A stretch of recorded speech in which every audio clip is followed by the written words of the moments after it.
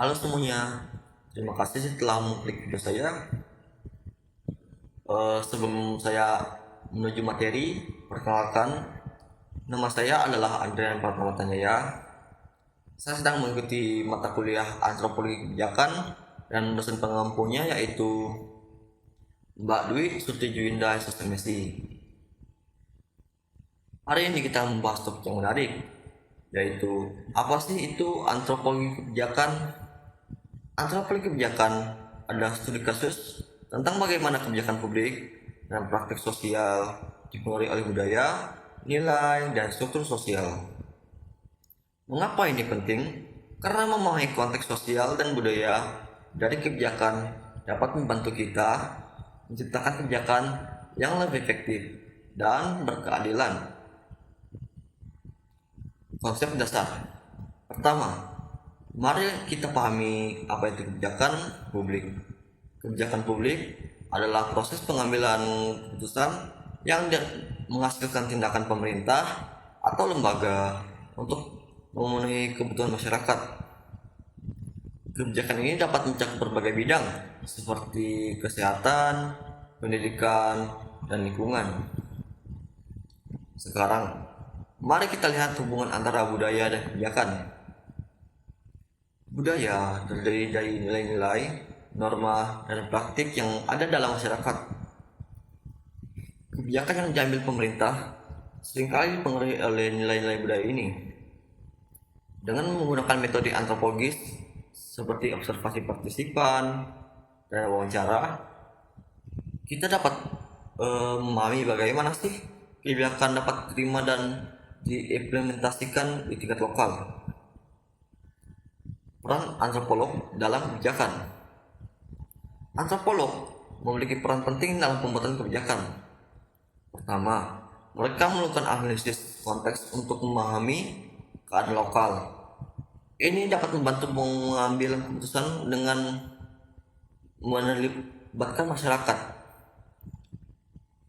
agar masyarakat bisa mengaspirasikan kebutuhan yang mereka perlukan.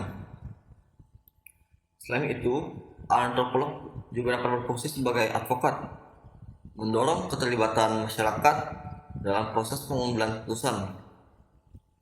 Dengan melibatkan masyarakat, kita bisa memastikan bahwa kebijakan yang dihasilkan mencerminkan aspirasi dan kebutuhan mereka.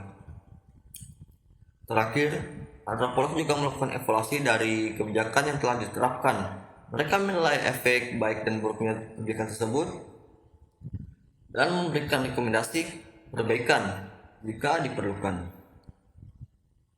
Untuk memberikan gambaran lebih jelas, mari kita lihat beberapa studi kasus yang saya siapkan.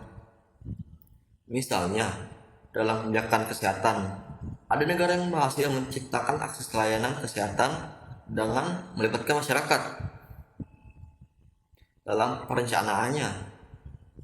Namun, di negara lain, kebijakan yang diterapkan tidak efektif karena tidak mempertimbangkan nilai-nilai budaya lokal.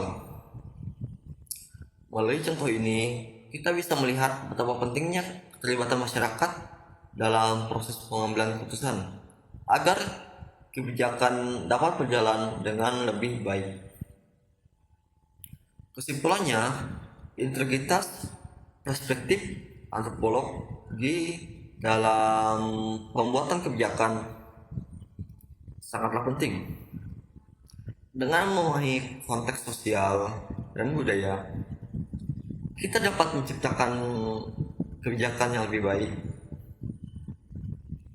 Mari kita dorong kolaborasi antara pembuat kebijakan dan antropolog untuk menciptakan masa depan yang lebih baik untuk kita semua. Sekian video dari saya. Jika ada kesalahan kata, saya mohon maaf dan terima kasih atas kalian semua yang telah menonton video saya. Jika Anda berkenan, tinggalkan like dan berlangganan.